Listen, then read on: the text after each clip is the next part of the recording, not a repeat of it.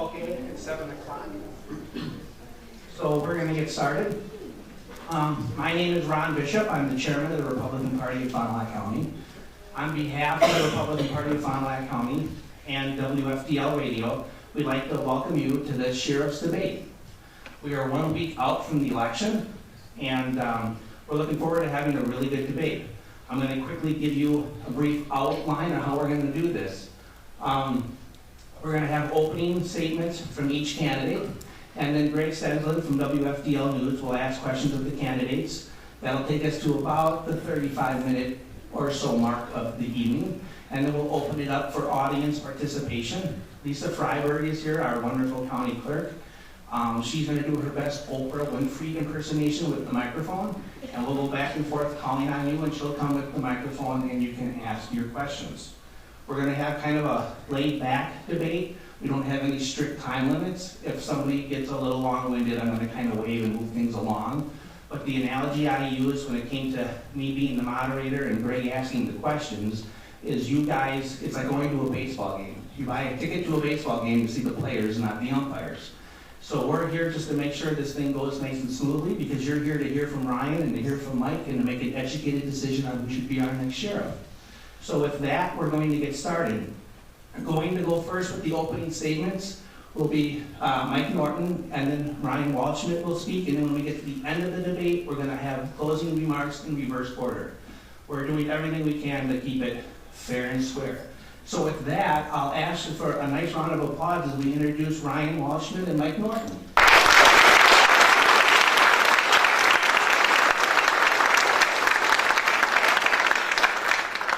It's a big county, and running for sheriff is a big task, and they both deserve a lot of credit for taking it on. I believe that they truly both believe and love Fond du Lac County and want it to be a safe county. They just have different ways and ideas of how they want to do it, and we're going to learn that this evening. And with that, we'll start with Deputy Mike Norton. Thank you. For the ones in the audience that don't know who I am, I'm Mike Norton. I've been with the Sheriff's Office since 1995 as a correctional officer and a deputy. I'm currently married to Kristen. We have 2 children that are adults now. My daughter, she's in the Army National Guard, training in Arizona at this time. My son Kyle, he recently received his police science degree and is working with the jail division at Fond du Lac County Sheriff's Office. I started my career in public service back in 1985 when I joined the Navy. I obtained my hospital corpsman from the Naval Hospital Science Command in Great Lakes, Illinois. Worked at the hospital there for a little over a year, and then I shifted over to the Marine Corps, Camp Pendleton, California, where I obtained a Fleet Marine Force certificate for combat medicine. And then I was honorably discharged in 1989. I started going to school, UW Fond du Lac, 2 semesters, and then I was hired with the state of Wisconsin Corrections Department as a correctional officer. Went to the Corrections Academy in Oshkosh. Worked there for just under 5 years before I was hired with the Fond du Lac County Sheriff's Office as a correctional officer in the jail division. In 1999, I went to Fox Valley Technical College through the Sheriff's Office as for the Police Academy, where I was promoted in 1999 as a deputy. And as a deputy, I became a FTO, which is a Field Training Officer, Child Seat Certified Technician, Bolt Patrol, and currently with the SWAT team as a negotiator. I always wanted to work in law enforcement, and my goal was to move up over the years, eventually running for office of sheriff. I feel with a new face to management, since I have not been working in the management level, I just figured I could bring in a lot more new ideas and see if we can get some stuff going with the problems that we're having in the county today. So that wraps it up for my biography. Ryan? Hi, my name is Ryan Walsh, and I appreciate everybody coming tonight, the level of interest in this race. It's an important race. And I want to start with some of the responsibilities of the Sheriff's Office. It's a extremely complex organization. I think it's arguably one of the most complex positions in elected county government. The Sheriff's Office itself is a complex operation. There's a lot of divisions, departments, responsibilities that come with the office of sheriff. And I'm just going to talk briefly about some of those and then talk about my experience through the ranks and through my work at the Sheriff's Office to develop an overall understanding of the complexity of the Sheriff's Office. We obviously have a patrol division. Those are the squads you see taking calls for service out on our streets. We've got a jail division where we house upwards of 300 inmates right back here on the backside of the government center. We've got a detective bureau that investigates crimes and works with victims and works to solve complicated crimes. We've got a civil process division that serves papers through Fond du Lac County, conducts sheriff sales. We have a juvenile detention center that is separate from the adult portion of the jail. We're one of the few counties left in Wisconsin that has a juvenile detention center, and we house juvenile inmates or juveniles down to 10 years old. It comes with its own set of challenges and its own set of complexity. We've got the jail comes with a kitchen that we have to serve upwards of 900 meals a day to people, the inmates in the jail. We've got nursing staff, mental health staff that work in our jail, work with the inmates and provide those services to them. We have a deputy reserve division that covers special projects through the county, special events through the county, provides security at things like the county fair, other events in the county. We have supervisors, managers, administrators that oversee all of these divisions. And on top of all of these responsibilities of a sheriff, we have transports, we've got court security. We attend on the courts on the second floor of this building. But then we have a SWAT team, we've got a dive team, we've got boat patrol, we've got a crash reconstruction team. We have a lot of responsibilities in the Sheriff's Office, and I want to talk about how I've worked my way through the ranks to educate myself, to gain that experience, to gain the exposure to all of those things that a sheriff is responsible for. And I've done that to hone skills, to develop an understanding of the complexity and the overall view of the office of sheriff and what a sheriff is exactly responsible for. So I went to Fox Valley Technical College, got my 2-year degree, and that's when my career with the Sheriff's Office started under Jim Gilmore as a part-time deputy reserve. I also worked for the Brandon Fairwater Police Department. During my time as I finished college, I went to Marion University then and finished my 4-year degree in administration of justice before starting for a short time, part-time in the jail as a correctional deputy and then getting promoted to patrol. I worked in the patrol division as a patrol deputy, a sergeant, and a lieutenant.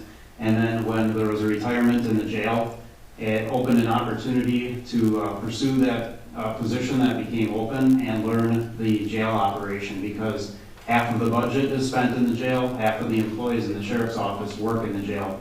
I thought it was critical if I wanted to pursue the office of sheriff that I learned more about the jail and the operation of it. So I transferred to the jail and worked there as assistant jail administrator and as juvenile detention superintendent. I've worked now for the last 2 years as captain of operations, which is third in command of the sheriff's office. And again, I've worked my way up through the ranks to learn as much about the sheriff's office and the multiple divisions, the multiple duties and responsibilities in an attempt to fully prepare myself for a run for sheriff. And that's why I'm here today. Thank you. We'll move on with the questions with WFDL's Greg Stenzel. All right. Thank you, and thank you, Ron, for asking me to be on the panel to ask questions. For both candidates, I would like you to describe your definition of a good leader and why you think you are the most qualified candidate to be the next sheriff. Ryan?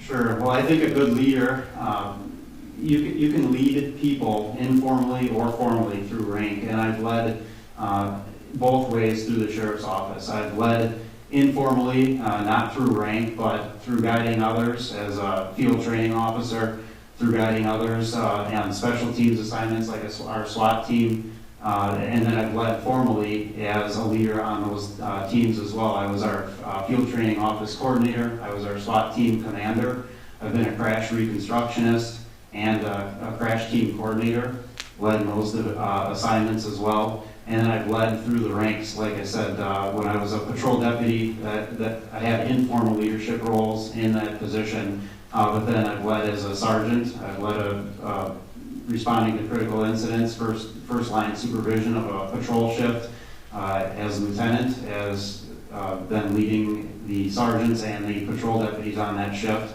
I've led it as an administrator then in the jail, and then as captain of operations, like I said, third in command of the sheriff's office.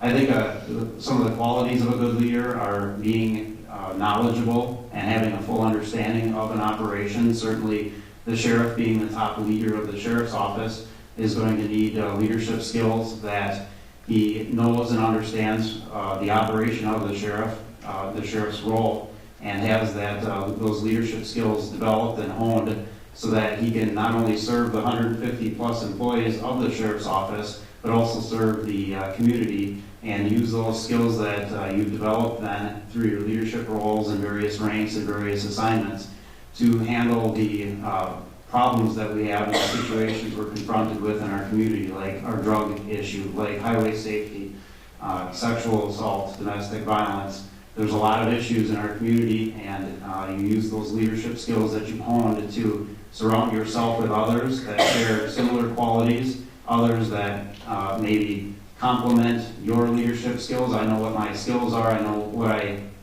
could work on. I know areas that I could work on myself, but as a leader, you work to surround yourself with people that compensate for places where you maybe feel you have a shortfall or a shortcoming in areas that you're working on. And a good leader then listens to their people that they surround themselves with. They listen to the people that are doing the job, so you listen to your patrol deputies and you respond by providing them with input or providing them with guidance or equipment or training that they're requesting. And I've done that. There's many examples of that I can go into. And then, again, the office of sheriff is the supreme leader, the elected official, the top law enforcement leader, I should say, in Fond du Lac County. And your leadership role, again, that you developed, you use those skills then as the leader of the sheriff's office to make sure that society, remains safe, that we remain prepared, well-equipped, well-trained sheriff's office, prepared to deal with the things we know that are issues in our community and the things we don't know that we'll be faced with in the future. All right, qualities of being a good leader, the main thing to me is a good listener. A leader listens to all his people below him when they're trying to figure out a problem on something. So listening is one of the main qualities in being a good leader. Communicating with them is also second. A person that is a leader is going to take advice from his subordinates, weigh it, and decide what is best. When you're listening to your subordinates and the management team around you, good ideas or suggestions on how to resolve a problem, that's what a leader does. Is he takes it in and he makes the final decision, but he takes in a lot of input from people around him. And it's, leaders, somebody that, the young guys coming up, they're going to look up and say, they're going to strive to say, I want to be like that. That's what a leader does. Is he leads the pack in a way that people respect. And as a leader, you have to give respect to get respect. You don't just get respect because you pin on a stripe or a pin on your collar. If you don't know how to give respect to your subordinates, you're not going to be a good leader because you're not going to have any respect returned to you. So the main qualities, like I said, is listening, communicating, and being able to give respect. The follow-up to that, I'm not sure if either of you answered this directly. It was kind of a two-part question, but why do you think you are the most qualified to be sheriff? I'll give both of you. Okay, well, to add to that, I think I'm most qualified just from the life experiences that I had for nearly 33 years of working with people. When I was in the Navy, I was in a leadership role as the petty officer in charge of the treatment room, which is the emergency room of the clinic. And I received documentation from my commanding officer stating that how good a job I did and how I didn't think twice to jump in and help out. Just because I was in charge didn't mean that I had to sit back and just direct. I jumped in and helped out no matter what it was. And I ran the ship pretty good. So that's why I believe with my experience, like life experiences and working in different areas around the world, with different cultures, different ethnicities, and just the long term of being in the trenches, of gaining all that common sense and knowledge, will come to a leadership role now, will assist me in being a good leader. Ryan, why do you think you were most qualified? I alluded to some of that in my opening, but I think I'm most qualified because, again, I've done the roles, a lot of the roles within the sheriff's office. I've worked, if I haven't worked in the role, I've managed the role and worked with the people that do the role. I've listened to their feedback, I've listened to their suggestions, their guidance, and as a manager or a leader, you then turn around and equip them with their needs, you train them with their needs, and you work with them to get the job done. I've prepared myself, I think, thoroughly by working my way, knowing I wanted to lead at the top level as sheriff. I've worked my way through the ranks to prepare myself to hone the skills, the leadership skills, the understanding, the experience that I think it takes to be an effective sheriff. And I think, tonight is probably a good example to mention. Look at the red in this room. This is a lot of our current co-workers are here tonight supporting me. I think I'm humbled certainly by that, but as a leader, I think I've obviously made a good impression on them. They're here tonight, supporting me. They have my respect, I have their respect, and they're here and willing to show it. And that certainly means a lot to me, but it also confirms to me that I've done the right thing as a leader. I've made good decisions as a leader. I've given good guidance. I listen to them, they listen to me, and together we continue to get the work of the sheriff's office done. All right, for Mike Norton and Ryan, this was a question that was asked of a candidate for an administrative position in the sheriff's office in another state. Sheriffs must work reflectively, evaluating their own biases and prejudices in order to prevent them from influencing their decisions on the job. What prejudices do you hold, or what types of people or behavior do you find problematic? My personal feelings and beliefs on prejudice of any sort has no bearing on me being a sheriff or as a deputy. It's an open slate whenever I'm dealing with any of the public personnel. It doesn't matter your race, your religion, your gender, it doesn't matter. So all personal beliefs and feelings as a sheriff, even as a deputy, shall be set aside, or should be set aside. And that's why I have worked for the last 33 years. I have never used prejudice as a excuse why I treated somebody the way I did or anything like that. So everybody has prejudice, but my prejudice are, just like I said, my personal beliefs, and they do not affect me in my work in any capacity that I'm working. So that's, and what was the second part of the question you said? What types of people or behavior do you find problematic? Criminals. Somebody that can't obey the law is problematic, regardless if it's a forfeiture type violation or if it's a criminal act. I mean, there's certain people out there that are just like in a revolving door. They just don't learn their lessons. So I mean, people that are in that criminal state of mind just a rebel that does not want to follow rules and stuff, that's the problem. And that's the ones that I feel are problematic. And it has no prejudice against any type of, like I said before, the race, gender, or religion, who they are, so.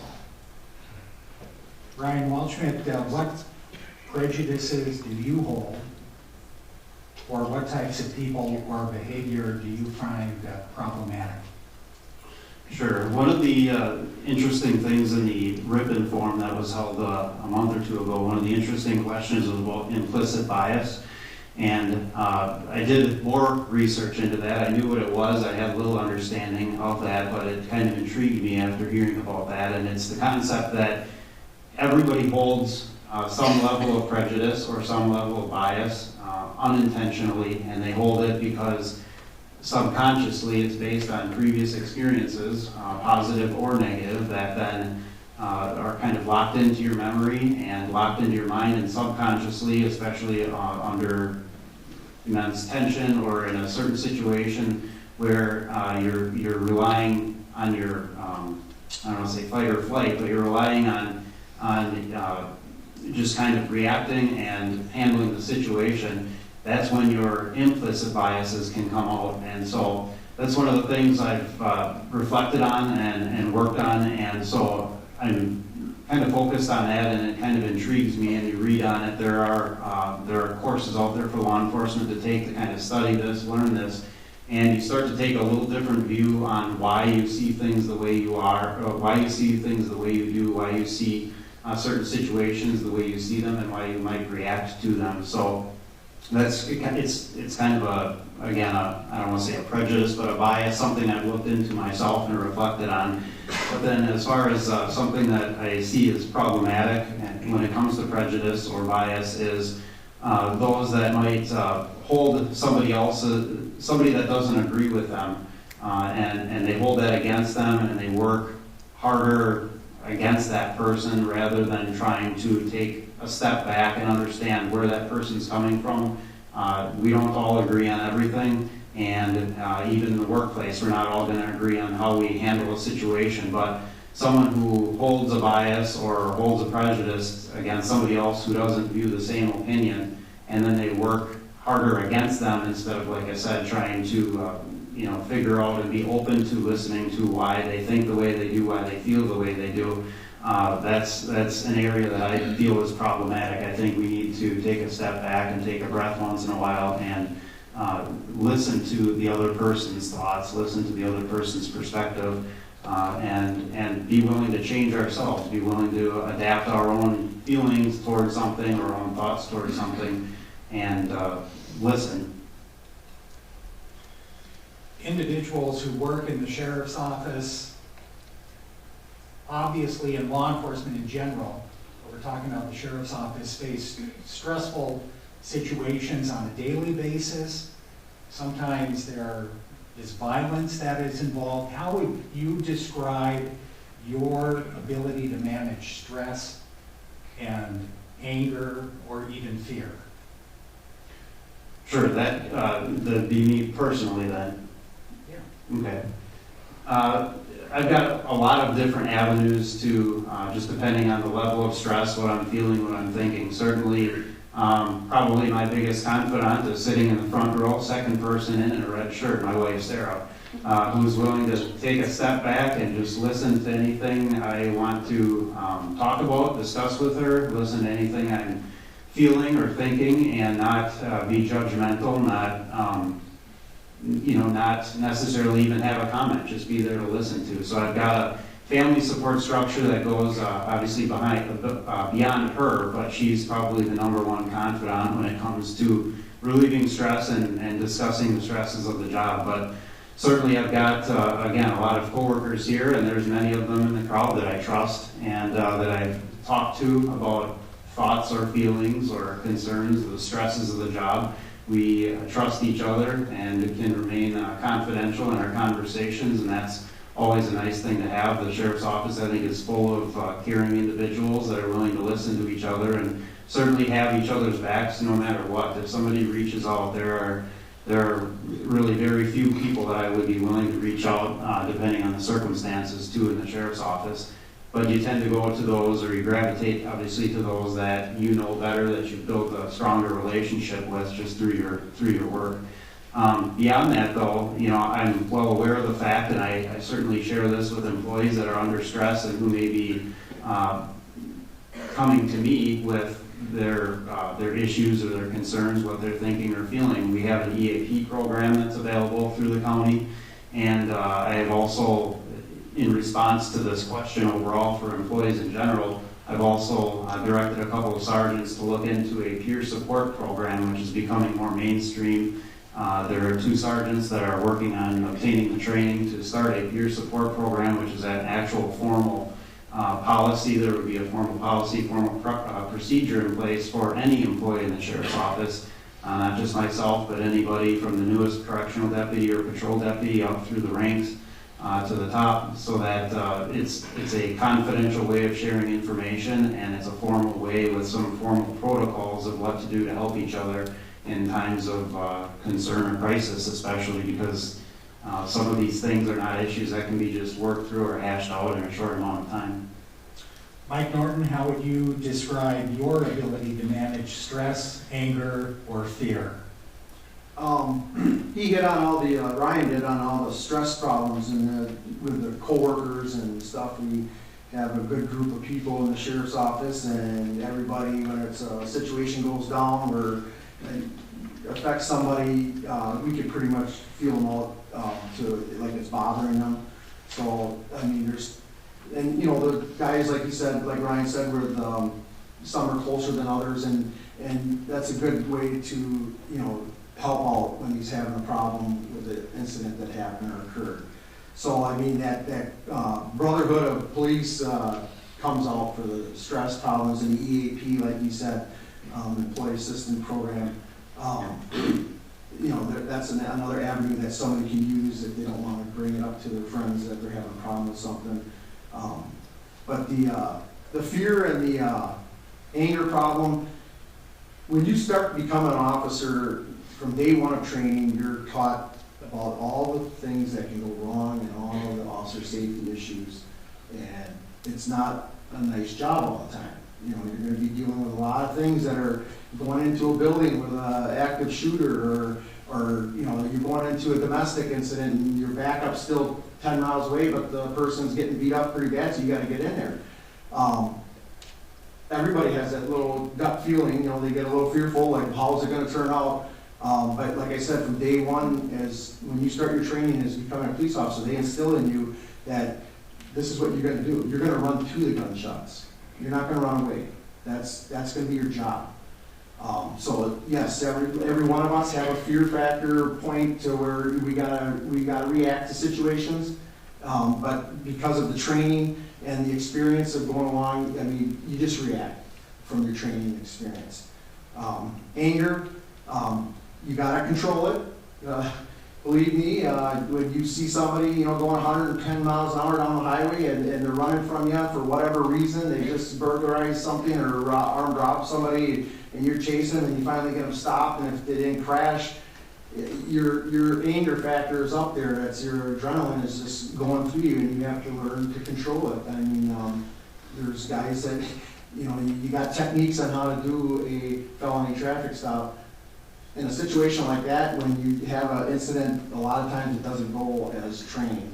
And guys they're so wound up with the adrenaline, they're angry at the person for what they did, and they run up on the car and pull them out. So I mean, it's just, you gotta let your training kick in, try to, keep your cool and not lose it. If you lose control, that's when problems happen.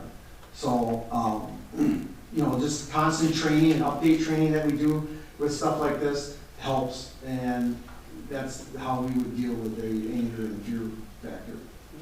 You may have answered part of my next question, but during your time with the sheriff's office, and I think both of you started at about the same time, almost 20 years ago, when would you say you were the most satisfied, And what have you liked the least about your job? All the most satisfied was when I got hired in '95 as a correctional officer in the jail, and then second satisfied was '99 when I got promoted to the role. So I guess those are the most satisfying of the job, is that my goals of moving up were working. It didn't go as well through the years as a deputy, but for going up any further. But what I'm dissatisfied, you said about the Oh, yeah, what do you like least about your job? it would have to be with the crimes that affect kids, stuff like that. I mean, you know, you knock on wood and it's like fatalities that you have to go to. I mean, that one year in 2003, or I think it was, when we had the record 32 fatalities in the county, and I believe I had 6 of them. That's, you know, just puts a damper on things. It's like, wow, is this going to be a whole career like this, you know? And so, I mean, you know, it's crimes that involve kids or fatalities of individuals, and then that would be the most dissatisfying of the job. And Ryan Walsh, what has made you most satisfied during your time in the sheriff's office, and what have you liked least about your job? Sure, I think one of the things that I'm most satisfied about is the relatively safe career that I've had. I've been blessed with a productive career, with a successful career, and I'm satisfied with the opportunities that I've had to earn my way through the ranks, to get exposure in preparation for a run for sheriff someday, to get exposure to as much of the sheriff's office as possible, to get to work with and know the vast majority of the employees. As I said earlier, we have about 150 employees, and I've had the pleasure and the opportunity of getting to know the vast majority of them, either working hand in hand with them, or working in a relationship on a special team where maybe I don't work with them in the field, but then on a specialized unit I do, working with our correctional deputies, our patrol deputies, administrative staff, supervisors. And so that's been probably the most satisfying part of the job, is working with and getting to know the 150 deputies who share the same goal and vision of keeping our community safe. And then certainly working alongside them in our community is also you know, quite satisfying as well. As far as something I dislike, what is probably one of the biggest stressors of this job is seeing the things, the horrible things people can do to other people. I don't like, obviously, seeing others hurt others, and there are some pretty horrendous things that we're faced with and that we're tasked with dealing with, but we sign up to do this for a reason. And that's, again, why we build the network we have, the relationships we have with each other, because we don't go it alone into these worst of the worst situations, whether it's a crash, whether it's a sexual assault, whether it's a child abduction, a homicide, a suicide. We are faced with and tasked with working through some of the worst incidents that society sees and has to offer, unfortunately, and that's probably the biggest dislike of the job. But again, you make the best of it by working with other dedicated individuals who are interested in you know, processing those scenes, helping however we can help, and making the scene better, and at least bringing it to some form of resolution. Do either of you have one or two specific goals that you have in your mind? If I'm elected sheriff, this is definitely something I want to do or implement. Sure. So one of the things I have worked hard to do as I've risen through the ranks is also to grow leadership around me. And with the chief deputy retiring in later this month, and then the sheriff retiring at the end of his term, that's going to be 75 years of experience just between the two of them walking out the door. So one of the things that I would certainly focus on if elected sheriff is going to be to grow leaders within our agency. And we have great leadership there already. We've got young people that are ready to become leaders. Currently, we have a posting for a sergeant position, for a lieutenant, and for a detective, and I'm encouraged by what I see already for people that have signed for those postings to want to start to grow through the ranks and want to start taking it to the next level, taking the next step in their career. And so I'm happy to see that, but that's going to be one of the focuses is growing leadership, because not only are we losing the 75 years between the chief deputy and the sheriff here coming up, but we also have other administrators and supervisors who are getting close to retirement. So there's going to be some transition and some change within the sheriff's office. And Mike, what would your top goals be if you were elected? Well, two things I want to tackle right away. It's not going to be instantaneously. It's going to be over, a 2-year period that it's going to take place to implement everything. But number one thing is attack this heroin problem in the county and opiates. There's so many other crimes and everything that stem from heroin use. It's not just the addiction problem. There's theft, there's burglary, there's assault. With all those other crimes happening from this one issue of the opiate heroin problem, that's one thing I want to get going by. It's probably the two things that I want to get going, but it all leads to one, is the restructuring of the management field to get more deputies on the road. That's the problem we have right now, is that there's still times where we're having 4 deputies for the whole county, which is not acceptable. And that's where I would restructure the management to, like I said, by placing more deputies. I'd probably get about 4 more deputies just from doing that. That would put more deputies on the road, along with 2 canines specifically trained in narcotic detection. So with those extra deputies, the canines, that we could tackle that issue with full force. And we would add by, where we wouldn't be restricted to limit the deputies on the road by creating a transport team or jail security up in or not jail security, I'm sorry, court security with the extra deputies. The transport team could be done, like a lot of the surrounding counties right now, they have retired deputies or reserve that do transport teams.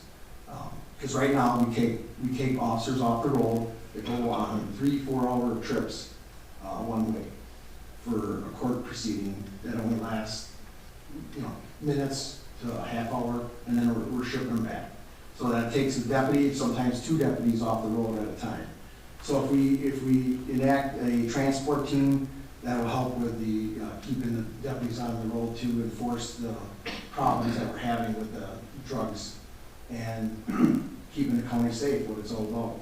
So that would be the 2 things I would do with the restructuring, and then going after the heroin with the additional deputies and canines.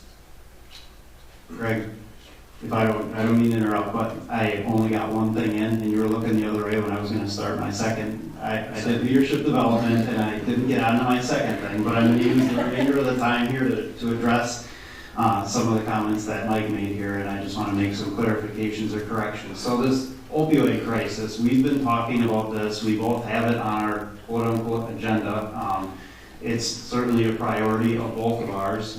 We both have it on our websites, and it is a concern in this community. But what Mike continues to fail to acknowledge, and it's either because he's trying to mislead people, or it's because he's not experienced in what we've been doing, is we have been tackling this opioid crisis through multiple directions throughout basically the course of this opioid crisis coming to fruition. So we have a canine deputy that is an excellent dog that's taking drugs off the street. It's probably the best, most productive dog that we've had. We've got I've built relationships with the diversion court and the drug court, and we are working with offenders that have been arrested for drugs, and we continue to work to try to find alternatives to incarceration to get those people help that they need. It's an addiction problem, a mental health problem, not a problem that's solved by just being incarcerated. We've got a drug unit task force, multi-county drug task force. We have had it throughout the course of my career and Mike's career. It's the MEG unit.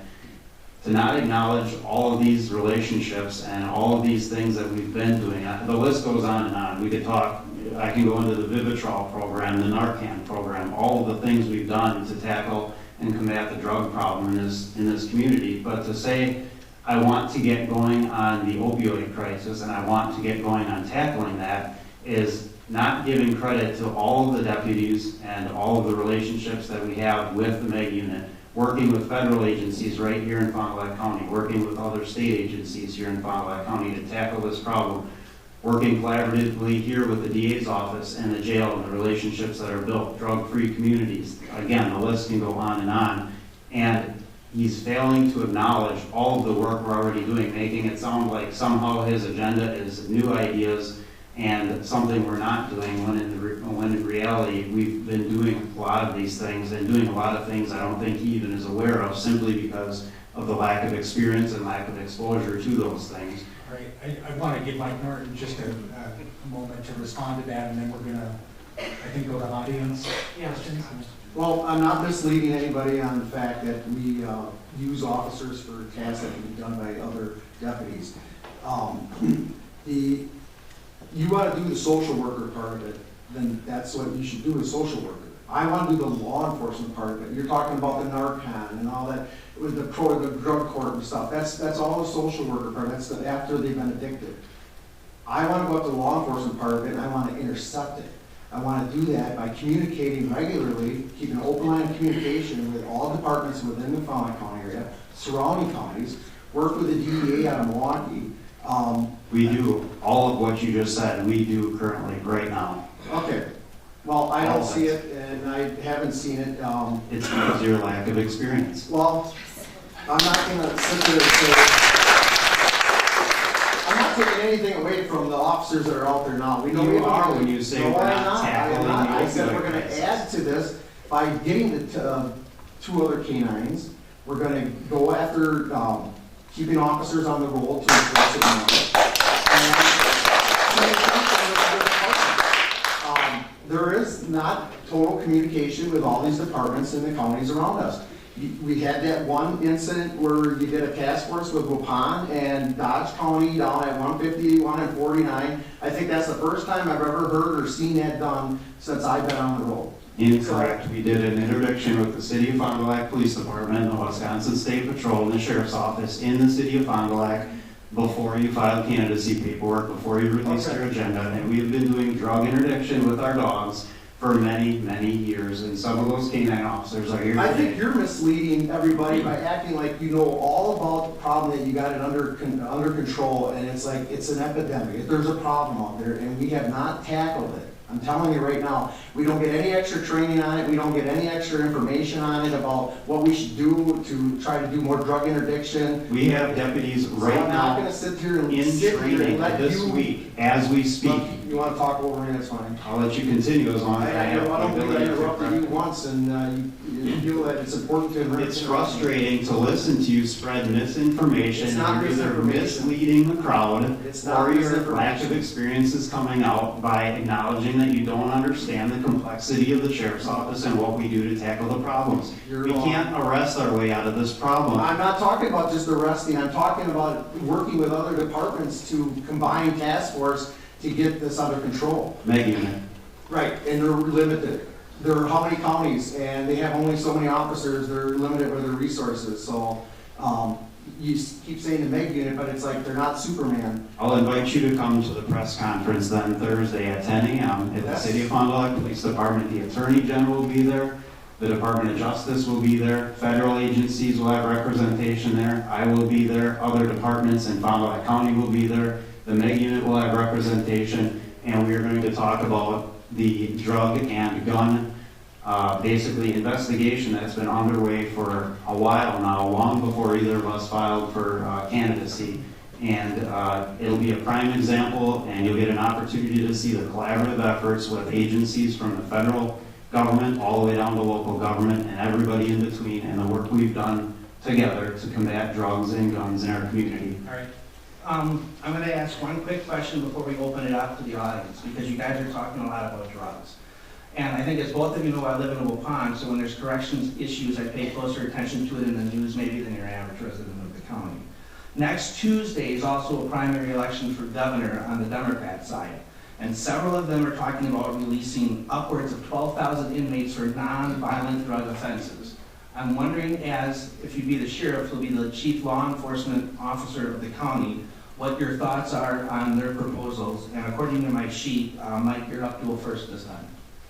Well, if they're in prison, they have a career of committing crimes or doing drugs. I'm not for releasing them early, regardless if they say it's non-violent drug situation or not. That's just going to put fuel to the fire of the drug dealing and everything that's going on now. These people I deal with up in the courts when they get sentenced, and it's a joke to them. They act all like they're sincere about they're sorry for their problems, but when they get sentenced to a year in jail or 9 months in jail, they're laughing in the back hallway going back to the jail. So I'm not for any of that. I know it's a cost factor that the legislature is proposing this. They're releasing all these people out of the prison, and I'm sure that's probably the primary and pretty much the only reason why they want to release these people from the prisons. So I would not be in favor of that. Right? Well, there's a high probability of reoffending if they don't have the proper treatment and the proper services while they're incarcerated. And I know you're talking prison inmates, but that's why in our jail here in Fond du Lac County, we have services, and we set people up, like I said, for the opioids, for example, on a Vivitrol program. We set them up with services and treatment and addiction providers so that when they get released, their chance of relapse is lessened or diminished.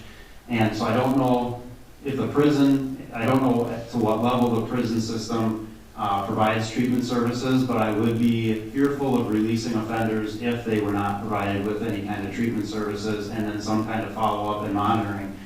Here in Fond du Lac County, we have a diversion program, we have a drug court, and those are all alternatives to incarceration where we're not filling our jail with these offenders, but we're holding them accountable. They have very strict criteria that they have to meet. They have to go to meetings. They have to make appointments.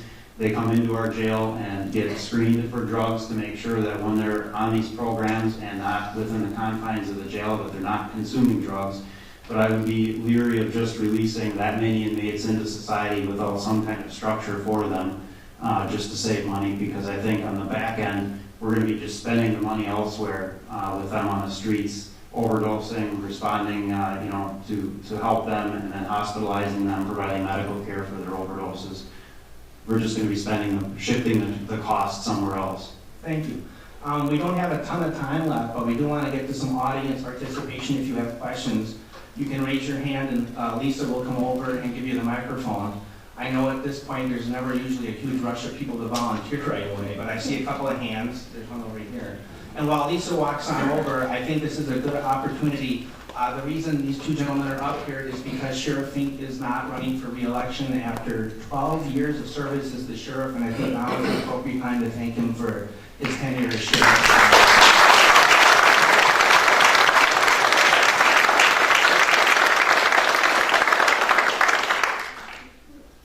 Thank you both. I'm going to keep it on the opioid side here. You both have identified that opioids are a problem. And you do have different plans to combat that we've already talked about. What have you done in your current roles right now to combat the opioid problem? Currently, I'm a member of drug-free communities, the law enforcement pillar. I've been meeting with Alexandria Berg on a routine basis, and we update. She's the opioid coalition coordinator. We're working on. She's been informed of what we do in our jail and updated with the Narcan program that we have, the Vivitrol program that we have.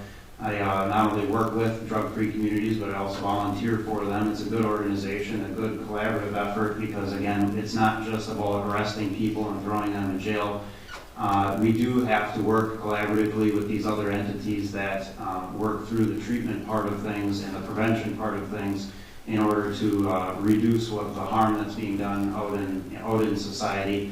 I've worked with the drug court and the diversion program for that matter. I was the one that implemented the electronic urinalysis readers in the jail and that was used to, basically these participants on these programs come and report to our correctional staff in the jail. They're held accountable by being tested to make sure they're clean, make sure they're not using drugs on the outside. And I currently, in my role as captive operations, I oversee the patrol division, certainly encourage drug interdictions, encourage Deputy Weisbecker, who's our canine deputy, to engage in as many searches as possible. And it's not just drug interdiction on our highway. He searches vehicles and lockers at school. He searches in prisons. He searches in jails. And he works with other agencies and other entities. He works with the MEG unit to search houses on search warrants. And I certainly advocate for that, and we utilize him as much as possible. I do want to mention that I have secured funding. Several months ago, I secured funding through a foundation for a second canine, and I do plan to add that additional canine to our Sheriff's Office Patrol Division.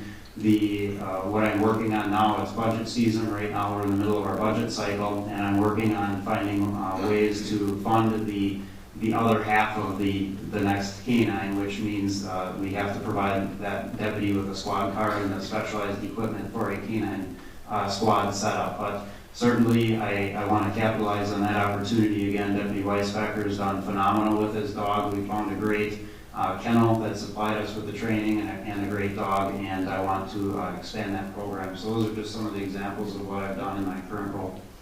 Mike? I do interdiction as much as I can when I'm performing my duties on the road. So I mean that's where I function as trying to bring a leash on to this opiate problem. Second is what I spoke of earlier about listening as a leader. I had a coworker of mine come up to me and state that if I become sheriff, they would like to continue the drug program all the way through high school, which makes sense. I mean, we have the ACE program now, but I believe it ends at 6th grade. They graduate. And then they're on their own. When they're starting junior high and high school, when they're more, acceptable to peer pressure and temptation, I believe if you continue to educate them with a program starting where it goes all the way through their K through 12, that might help with educating those kids of not even attempting to take the first try whatever drug that's being offered. So I would look into that seriously if I become a sheriff, but mainly just as being on the road as a deputy, it's interdiction when you can, but with all the other stuff going on, it's hard to do sometimes. Thank you. We'll have about time for one more question, and then we're going to wrap this up. Yes, I'm Bishop Haywood, and I certainly don't. I'd like to first also commend the two of you for taking another step in your service. Because it's not easy doing the job you're doing, and I imagine it's not going to be easy doing another job, leading the county. The question that I have is dealing with ministers. I remember when I first came to Fond du Lac 18 years ago, and Sheriff Bunker was the sheriff at that time. And the ministers could go in the back and talk to and minister to the inmates. We now have to stand behind the glass like everyone else. And for me, and I don't know if any of the other ministers are here tonight, but I did mention it to them. And I want to ask two things. First, what are your thoughts and would you consider? What are your thoughts on revisiting, allowing the pastors to go in the back the same way that the PO officers do, the lawyers do, all these other folks, but you limit the ministers behind the glass? And would you consider a conversation to deal with that issue? Mike, you're up. Sure. Well, yeah, I remember working in a jail, and ministers did come back and meet with groups and stuff again in person. I don't know the reason, or didn't hear the reason why they switched it. I was given a reason and I didn't buy it. Well, I can tell you the reason that I was given if you'd like to hear it.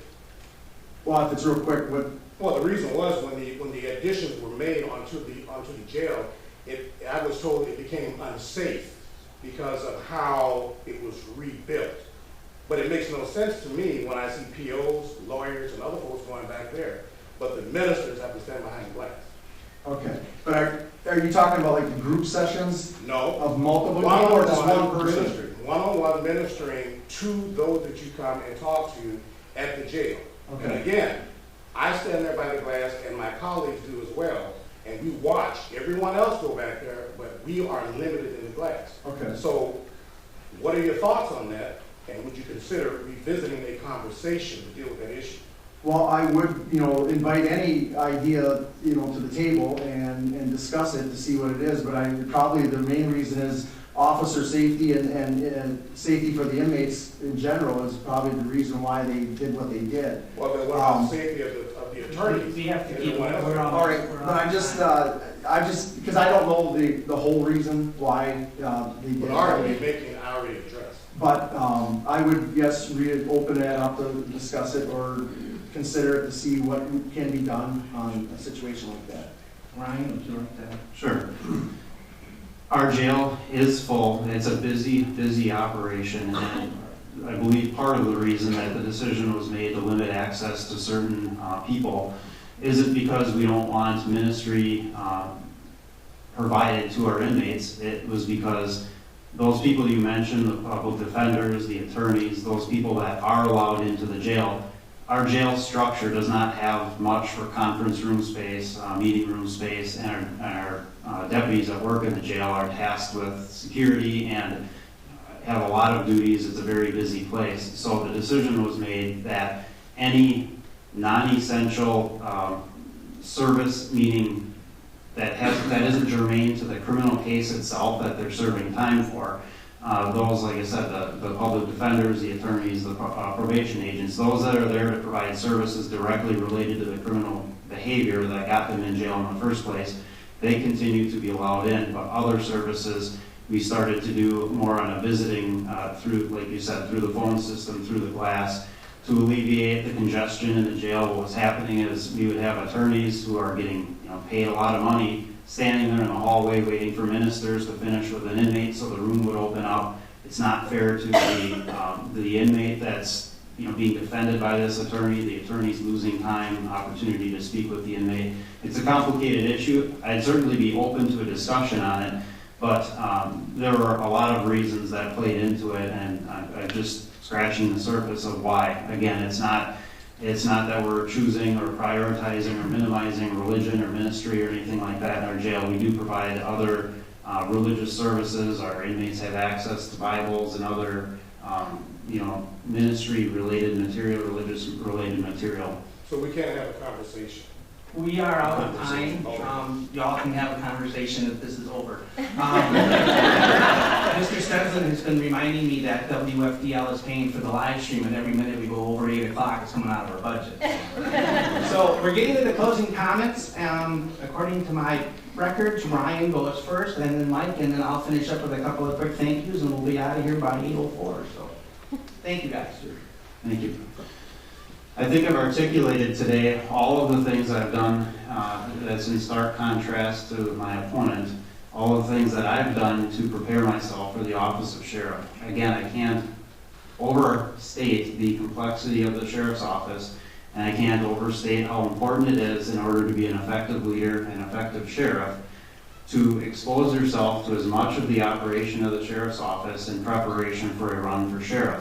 I haven't done the same thing over and over and over again for many years, and I'm not discrediting what patrol deputies do when they do it over and over and over and try to make a career out of patrolling. They're the backbone of patrol, just like our correctional deputies that choose to remain jailers for their entire career. They're the backbone of the jail operation. I'm not minimizing what they do, but I think if you want to run for the office of sheriff, you better be prepared and you better have a good, thorough, solid understanding, because with the office of sheriff comes huge responsibility, tremendous responsibility, and you need to prepare yourself. And I've got those skills, I've got that experience, I've articulated all that, the rise through the ranks, the training that I've had, the education I've had, and the work I've been able to get done in the sheriff's office, and the work I'll certainly continue to do at the sheriff's office as sheriff.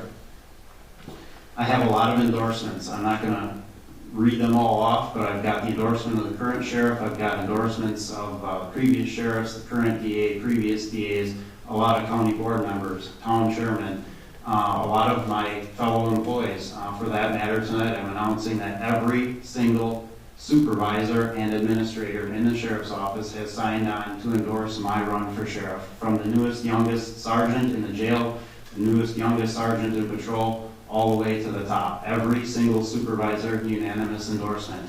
That's very humbling to me. That shows me that these people, these elected officials, these citizens, these co-workers, these supervisors, I've got a huge amount of support here tonight. This is the red in the crowd. A lot of them are fellow employees. I've got a lot of support, and I think I have that support because they trust me. They trust me to be their next sheriff. And I ask that the voters now take a look at our qualifications, take a look at our experience, take a look at what we have done to prepare ourselves for the office of sheriff, and then look at the trust we have, or the trust I have for my coworkers and all of these people that provided their endorsements. They trust me. I ask the voter now to trust me at the polls next Tuesday, August 14th, and vote Brian Walsh for sheriff. I also want to mention, I want to thank people for showing up tonight. I certainly want to show my appreciation to Greg and Ron for moderating this tonight. It is an important race. There is a lot of interest in it, which is great to see. There's a lot of community involvement, a lot of people engaged in this race. It's an important race. We don't change sheriffs often because the sheriffs that have led in the past have done a great job leading the sheriff's office, moving it forward. The next sheriff is going to have a great foundation to build upon and is going to be able to take the sheriff's office and move it in the direction of their own new visions, their own, and do the things that they want to do, the changes they want to make. But the system, the sheriff's office, is not broken by any means, and I look forward to hopefully getting elected next Tuesday, and again, ask for your vote. Thank you. Thank you, Ryan. Mike? Oh, I guess never heard less is best sometimes, but anyway, I'm just going to ask everybody to look at the qualifications of experience and training. I have 33 years of public service experience, starting back in 1985. And with all that experience, all the working in the trenches, that's one qualification that the sheriff himself said is one of the main reasons why he is endorsing Ryan for experience. So if you look at that way of thinking, the experience far excels what experience that Ryan has. It's nice that, you know, he's appointed to positions and he says he's got that experience there, but you know, you can take anybody from a crowd and appoint and say you're now this or that, and how you manage it goes from there. But I'm just stating, with the new face and new thoughts in the management field of the sheriff's office, we can get some things done and work on the good crew that we have now, and get some policies and that changed with, like I said, putting more troops on the ground. So all I'm saying is truly look at the experiences, qualifications, and I ask for the public's vote on August 14th. Thank you. Thank you, Mike. In closing, I'd like to thank Greg Stensman for coming and asking the questions and for promoting it on the radio. I'd like to thank WFDL and Radio Plus for being co-sponsors and paying for the live stream. I'd like to thank Lisa Freibert for her help in getting the room set up and with the microphone, and I'd like to thank Terry Shoemaker, who is the county party secretary, for originally reserving the room. And as I leave, I'd like to remind everyone to A, go vote on Tuesday, and B, that the Republican Party of Fond du Lac County does have an office at 86 South Macy Street. We have a field staffer named Bethany who's over there. You can see her for volunteer opportunities. We are participating in a Super Saturday this Saturday, so if you have nothing to do and want to help on doors or while looking at the crowd, you'll all be out helping your favorite sheriff's candidate. With that, we'd like to thank you for coming and have a nice evening. Remember to vote, and God bless you all.